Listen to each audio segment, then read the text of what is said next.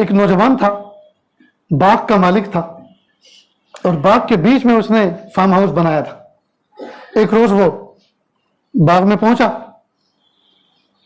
باغ کے اندر اس نے ایک مالی بھی رکھ رکھا تھا انتظام کرنے کے لیے، اور اس کی بیوی بھی تھی، چھوٹے چھوٹے بچے بھی تھے۔ جیسے وہ باغ میں داخل ہوا تو مالی کی بیوی پہ نظر پڑی اور نظریں خطا کر گئی، دل کے اندر میل آ گیا۔ اس نے تنہائی کا پلان بنایا، فوراً اس کو کہا بھئی یہ لو پیسے، اور اپنے چھوٹے چھوٹے بچوں کو ذرا بازار لے کے جاؤ، کچھ ان کچھ چیزیں دلا کے لاؤ، گھما کے لاؤ، چکر لگا کے لاؤ۔ اس طرح سے اس نے تنہائی کا موقع پیدا کر لیا۔ بیوی پاکیزہ تھی، تقیہ، نقیہ، زکیہ تھی۔ اس کو احساس ہو گیا آج شاید میری عزت پر آبنی ہے۔ جب وہ کافی دور چلا گیا تو ہوا وہی جس کا اس کو شبہ تھا۔ اس نے آواز دی ادھر آؤ۔ اس نے اپنے فارم ہاؤس میں گھر کے اندر بلایا، کہا کہ کھڑکی دروازے جتنے سب بند کرو۔ اسے یقین ہو گیا کہ آج ہمارے مالک کی ہم پہ نظر بگڑ گئی ہے۔ اب اس نے کانپتے ہوئے ہاتھوں کے ساتھ، لرزتے ہوئے دل کے ساتھ، بہتے ہوئے آنسوؤں کے ساتھ کھڑکی دروازے بند کرنے شروع کیے۔ وہ اندر کمرے میں جا کے اس کا انتظار کرنے لگا۔ جب وہ دروازے بند کر کے ایک طرف کونے میں گئی، پھوٹ پھوٹ کر رونے لگی اور کہا میرے پیارے رب، میں جب کبھی کنواری تھی، جب کسی نامحرم پہ نظر نہیں پڑی، جب کسی نے میرا ہاتھ نہیں پکڑا، جب کسی نے میری عزت پر دست درازی نہیں کی، آج جب کہ میں بچے والی ہوں، آج جب کہ میں نکاح والی ہوں، آج میری عزت کیا بنی ہے؟ میرے پیارے اللہ، آپ حفاظت کرنے والے، اس تنہائی میں، اس جنگل میں، اس باغ میں کون میرا رکھوالا ہے؟ اللہ آپ کے سوا کوئی نہیں۔ جو شوہر تھا وہ تو بازار میں بھیج دیا گیا ہے۔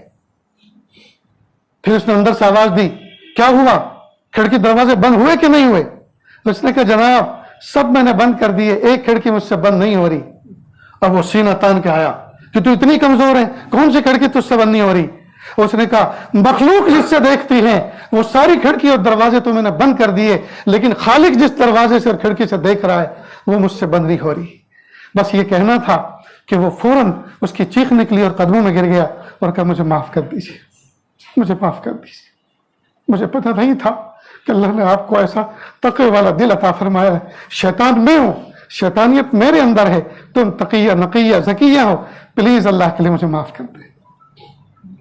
تو جب یہ تقوی دل کے اندر پیدا ہوتا ہے تو کیا جلوت اور کیا خلوت، ہر جگہ بندہ برابر ہوتا ہے۔ آج دوستوں، پیارے نوجوان، میں کسی کو پن آؤٹ کر کے نہیں کہہ رہا، لیکن عام ایک حالت بیان کر رہا ہوں۔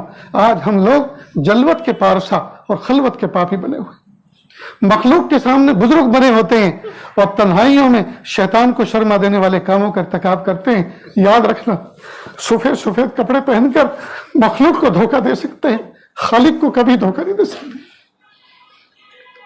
خالق کو کبھی دھوکہ نہیں دے سکتے۔ یہ میں پگڑی پہن کر مخلوق کو دھوکہ دے سکتا ہوں، خالق کو کبھی دھوکہ نہیں دے سکتا۔ اس لیے دوستو، ضرورت ہے اس بات کی کہ ہم اپنے ظاہر کو بھی سنواریں اور اپنے باطن کو بھی سنواریں۔ ظاہر کو باطن سے اچھا اور باطن کو ظاہر سے اچھا بنائیں۔